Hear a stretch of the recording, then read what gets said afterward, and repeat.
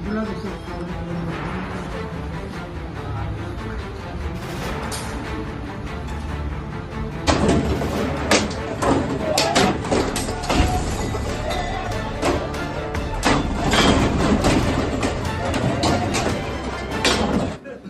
इन्होंने महाराष्ट्र की इलेक्शन से किया है ना भाई साहब, बोलना पड़ेगा। यहाँ पे इन्होंने पहले क्या किया, शिवसेना बीजेपी से बाहर आ गई, फिर शिवसेना से बाहर आ गई, एनसीपी से बाहर आ गई ना। एक वोटर को 9 बटन दे दिए, सब कंफ्यूज हो गए। चालू एक जन ने किया था, वो मुंबई में एक बहुत बढ़िया डिस्ट्रिक्ट है थाने, वहाँ से आते हैं। थाने की रिक्शा, चेहरे पे दाढ़ी, आंखों में चश्मा, हाय। थाने की रिक्शा, चेहरे पे दाढ़ी, आंखों में चश्मा, हाय। एक झलक दिखलाए कभी गुवाहाटी में छुप जाए, मेरी नजर से तुम देखो गद्दार नजर वो आए। थाने की rickshaw. Stand up comedian Kunal Kamra के स्टैंड अप कॉमेडी के बाद महाराष्ट्र में बवाल मच गया है और अलग अलग राजनीतिक पार्टियां भी इसमें कूद पड़ी है और आरोप प्रति आरोप चल रहे हैं। दरअसल कुणाल कामरा के ऊपर शिवसैनिक जो है वो पूरी तरीके से भड़क गए। मामला कुछ इस तरीके से सामने आया कि कुणाल कामरा ने एक स्टैंड अप कॉमेडी की थी जिसमें उन्होंने एक सॉन्ग गाया था और इस तरीके से बताया जा रहा है कि उन्होंने जो महाराष्ट्र के डिप्टी चीफ मिनिस्टर है एकनाथ शिंदे, उनको जो है टारगेट किया है। हालांकि बताया जा रहा है कि इस पूरे सॉन्ग के अंदर कहीं भी किसी का नाम नहीं ले गया, लेकिन इसके बाद जो है ट्रोल होने लगे कुणाल कामरा, और कुणाल कामरा ट्रोल होने के बाद में मामला बढ़ गया और शिवसैनिक जो है नाराज़ होकर के जिस होटल में मुंबई में जहां पर ये प्रोग्राम हुआ था उसको तोड़ने की सारी वीडियो सामने आ रही है। होटल में तोड़फोड़ के बाद लगातार जो है बताया जा रहा है कि कुणाल कामरा को धमकी भी आ रही है। देखिए इस क्लिप में किस तरीके से कुणाल कामरा को जो है धमकाया जा रहा है। बताया जा रहा है कि ऑडियो क्लिप है, ये कुणाल कामरा की है। कुणाल कामरा बात करेगा। हाँ हाँ बोलो। जगदीश शर्मा बोल रहा हूँ, सूचना शाखा में। क्या बोले थे तूने साहब के बारे में, वीडियो डाला है? कौन सा साहब है ये? शिंदे साहब, हाँ। हमारे मुख्यमंत्री, उनके बारे में क्या वीडियो डाला है? अभी तो मुख्यमंत्री का है, उप मुख्यमंत्री उप मुख्यमंत्री है, उनके बारे में क्या वीडियो डाला है तूने? देखा ना आपने वीडियो? देखा है, होटल को जाके देख ले, हम लोग ने क्या हाल किया। अभी तू जिधर मिलेगा ना तेरा भी वही हाल होगा, समझा क्या? किधर रहता है तू? तमिलनाडु। तमिलनाडु तेरी तमिलनाडु में आके मारेगा देखो, वही है कुणाल कामरा। हेलो, आजा तमिलनाडु आजा। किधर आने का? तमिलनाडु में कैसा पूछेगा भाई? इसके बाद कुणाल कामरा ने भी अपनी प्रतिक्रिया जो है जाहिर करी और किस तरीके से कुणाल कामरा ने इस चीज़ों के ऊपर जो बताया है उसकी एक वीडियो भी सामने आ रही है। देखिए कुणाल कामरा इस पूरे मामले पर क्या कह रहे हैं। थैंक यू आप सब लोग जो यहाँ हैं उसके लिए थैंक यू। मैं एक हिंदू हूँ इसीलिए यहाँ आया हूँ, मुसलमान होता तो सिर्फ फ़ोटो में आता। ये बात सच है और आई थिंक 2016 में मुझे समझ में आया था, जब मैंने कॉमेडी कर रहा था 2-3 साल में, तब मैंने देखा कि ये जो हो रहा है इंडिया में कि कोई मतलब प्राइवेट कॉलेजेस में जो डोनेशन दे दे के बच्चे जाते हैं और उनके माँ बाप जेएनयू के छात्र को एंटी नेशनल बनाने लग जाए, तब सबको बोलने की ज़रूरत है। और तब मेरा था एक जोक था उमर और जो उसके साथी थे जेएनयू कांड में, जैसे अनिर्बान हो गया, कन्हैया हो गया, कि इनका कैंटीन में उधारी है, ये तुम्हारा क्या ले लेंगे। और आज भी मेरा इंडियन पुलिसिंग पे एक बहुत बड़ा सवाल है कि आप कभी पुलिसिंग कभी करोगे सर? आप तो अभी तक क्राइम रिपोर्ट कर रहे हो, अगर कॉन्स्पिरेसी हुई तो तब आप कहाँ थे? कोई भी देश पुलिसिंग के लिए जाना जाता है और ये शर्मनाक है कि इंडिया के देश में एक 12th fail type picture hit हो जाती है जहाँ पे ज़िंदगी का कॉन्ट्रडिक्शन शुरू होता है कि आदमी पुलिस सर्विस में क्या करे, वहाँ पे हम सिर्फ उसका ही गुणगान गाते हैं कि अरे ये पुलिस बन चुके हैं। आप अपनी पुलिस को सेलिब्रेट करते हैं क्यों? कौन सा क्राइम रोक सकते हैं वो? कब रोकते हैं? रिपोर्ट करते हैं, बोगस चार्जेस लगाते हैं लोगों पर, देख लीजिए, आपको मैं अपने लाइफ से जो एग्जांपल्स दूंगा सिस्टम के, वही मेरी ज़िंदगी के एग्जांपल है। यहाँ पे आप जाइए कहाँ पे इंडिया में शो करने, गुजरात जाइए, एक बंदा लिख देगा फेसबुक पे ऑडिटोरियम जला दूंगा अगर तुम आए। ऑडिटोरियम वाला आपको फ़ोन करेगा, बोलेगा नहीं आओ। उसके बाद पुलिस वाला आपको फ़ोन करेगा, मत आओ। उस आदमी को कोई फ़ोन नहीं कर रहा। यही सेम चीज़ इंडिया के बाहर होती है। एक बार लिख देना ये इनके जो न्यू जर्सी में बैठे हैं टोकला माफिया, हम जाते रहते हैं अमेरिका भी, वहाँ पे भी ऑडिटोरियम होता है, वहाँ पे भी हम आरएसएस को गाली देते हैं। तो वहाँ पे ये क्यों नहीं लिखते ऑडिटोरियम जला देंगे? क्योंकि पुलिस उनके घर आएगी, फिर आधे घंटे के अंदर माचिस लेंगी, बोलेगी एविडेंस मिल गया,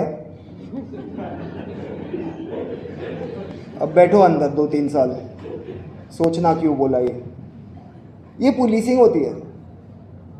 कॉन्स्पिरेसी हो गई, आप बैठे रहे, राइट हो गया, आप बैठे रहे, और उसके बाद आपने जो भी लोग थे उनको एक पूरा पूरा ये कास्ट क्लास माइनॉरिटी सॉलिडारिटी का एक पूरा बुके बनाकर आपने इन लोगों को, और इतना कोशिश किया। यहाँ पे इतने मीडिया के माइक रखे हैं। उमर खालिद को पहली बार एंटी नेशनल बुलाने वाले मीडिया थे, शायद कश्मीर पहुंचा दिया था उनको। क्या हो गया? आपने कहा कि जितने मीडिया वाले नेशनल मीडिया ने नहीं किया था, ये ऑल्टरनेटिव मीडिया जितने भी है उन्होंने उमर खालिद की आवाज़ को बुलंद। नहीं, हाँ ठीक है, sorry, national media, thank you. नहीं, मुझे करेक्ट कीजिए अगर मैं कुछ बोल रहा हूँ। मैंने सबके नाम नहीं पढ़े, पर हाँ दिख तो नहीं रहे, सबसे जहरीले वाले तो शायद नहीं आया। आई थिंक वो सब बैठे हैं अभी लश्कर नोएडा में, नोएडा फिल्म सिटी को, आई थिंक वही बुलाना सही होगा।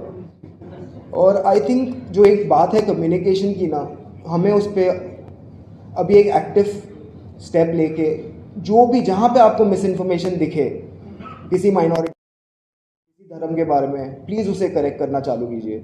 जो लोगों ने आज बातें बोली है वो कुछ आज से नहीं हो रही है, वो शायद मैं जब 10 साल का था तभी से हो रही थी। एक फिल्म थी आनंद पटवर्धन ने बनाई थी, जिसमें गोडसे के भाई का इंटरव्यू था। वो पूरी फिल्म हमारी फैमिली ने कभी नहीं दिखाई, क्योंकि वो फिल्म में कॉन्टेक्स्ट था, और गोडसे को ऑफकोर्स भारत का पहला टेररिस्ट बुलाया गया था, पर वो इंटरव्यू हमें दिखाया गया बचपन में कि इससे इंस्पायर होना है। तो आप जो इंड्रोक्टिनेशन की बात करते हैं वो सब जगह हो रही है, और मेजॉरिटी में जब होती है तब लोग भुगतते हैं ऐसे। तो एज एन एक्टिव सिटीजन हमारा भी काम है कि जहाँ हम बोल सके, जहाँ हम लोगों को करेक्ट कर सके, वहाँ पे एक्टिवली हम करेक्ट करें, and in solidarity with all these listeners. Thank you. Maharashtra में जो मामला तूल पकड़ा है, उसके बाद राजनीतिक पार्टियां भी जो है सामने आई है और अलग अलग जो स्टेटमेंट दिए जा रहे हैं इसके ऊपर। जो एक्स हमारे यहाँ के महाराष्ट्र के जो उद्धव बाला साहब ठाकरे, उन्होंने अपना स्टेटमेंट जारी करते हुए क्या कुछ कहा है और किस तरीके से जो है अभी जो हालिया सरकार है उसके ऊपर किस तरीके से आरोप लगाया है। देखिए कि उद्धव बाला साहब ठाकरे ने क्या कुछ कहा इसके ऊपर। कुणाल कामरा ने, मुझे नहीं लगता कुछ गलत कहा है। गद्दारों को गद्दार करना ये किसी पर हमला करने की बात नहीं है। जो गद्दार है वो गद्दार है।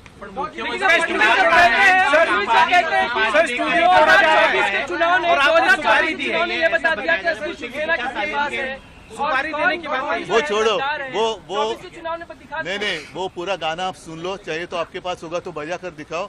उसी गाने का जो अर्थ है वही तो है।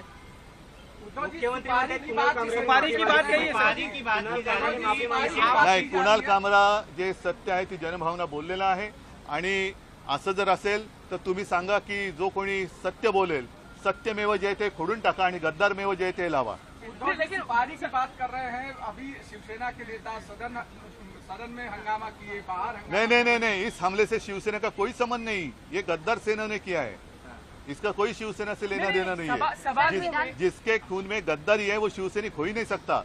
ये मामले के सामने आने के बाद लगातार ट्विटर के ऊपर हर कोई पोस्ट कर रहा है, और कुणाल कामरा जिसको लेकर के विवाद शुरू हुआ था, जिस सॉन्ग को लेकर के विवाद शुरू हुआ था, इस तोड़फोड़ के बाद तमाम सोशल मीडिया के ऊपर यही सारे सॉन्ग्स जो कुणाल कामरा ने गाए थे, जिसकी वो स्टैंड अप कॉमेडी कर रहे थे, वही सारी वीडियो लगातार ट्रोल होती भी नजर आ रही है। उसके अलावा शिवसैनिक अभिजीत करके जो है उद्धव बाला साहब ठाकरे का जो लोगो लगा हुआ है उसके ट्विटर अकाउंट पे, एक्स अकाउंट पे, उन्होंने तो एक जो है कार्टून जो वीडियो है उसको पोस्ट कर दिया और वही सॉन्ग जो कुणाल कामरा ने गाया था वही सॉन्ग उसमें बज रहा है। थाने की रिक्शा, चेहरे पे दाढ़ी, आंखों में चश्मा, हाय। थाने की रिक्शा, चेहरे पे दाढ़ी, आंखों में चश्मा, हाय। एक झलक दिखलाए कभी गुवाहाटी में छुप जाए, मेरी नजर से तुम देखो गद्दार नजर वो आए। थाने की रिक्शा, चेहरे पे दाढ़ी, आंखों पे चश्मा, हाय। इस पूरे मामले पे जो है सबसे पहले जो प्रतिक्रिया आई थी नरेश मस्के जो कि खासदार है शिवसेना से, शिवसेना शिंदे गुट से जो खासदार है, उनकी प्रतिक्रिया आई थी। किस तरीके से उन्होंने कुणाल कामरा को कहा है कि आपको महाराष्ट्र में जो है घूमने नहीं दिया जाएगा अगर आप हमारे नाथ को लगेंगे। आपको ना अभी महाराष्ट्र में नहीं हिंदुस्तान में भी घूमने नहीं देंगे। हमारे नाद में लगने की कोशिश मत करो। आप पैसा लेके उभाटा और संजय राउत के पास से पैसा लेके एकनाथ शिंदे साहब के ऊपर टीका टिप्पणी कर रहे हो ना। हम हिंदू हृदय सम्राट शिवसेना प्रमुख माननीय बाला साहेब ठाकरे जी के शिवसैनिक है। आपके पीछे लगेंगे ना तो भारत छोड़ के आपको भागने लगेगा, इतना याद रखो। और संजय राउत, हम जानते हैं आपके पास अभी कार्यकर्ता बचे नहीं है। उबाटा के पास कोई भी कार्यकर्ता बचा नहीं है, खुद को बेच रहे हैं उबाटा और संजय राउत। हमें मालूम है अभी आपके पास कुछ कार्यकर्ता बचे नहीं है और आप में भी हिम्मत नहीं है एकनाथ शिंदे जी के ऊपर टीका टिप्पणी करने के लिए। इसीलिए ये भाड़ोत्री लोग कुछ पैसे दे के खरीद के एकनाथ शिंदे जी की ओर टीका टिप्पणी करने के लिए लगा रहे हो। शर्म आती है आपके ऊपर। आपको क्या हक है शिवसेना का नेता करके कहलवाने का, क्योंकि आप भी हिम्मत ही नहीं है। और कुणाल कामरा, इतना याद रखो कल से, अरे भारत छोड़ो, ये महाराष्ट्र छोड़ो, ये भारत में भी, ये हिंदुस्तान में भी आप घूम नहीं सकते। हमारे शिवसैनिक आपके पीछे लगेंगे ना तो आपको मालूम पड़ेगा एकनाथ शिंदे जी की ऊपर टीका टिप्पणी करने का क्या।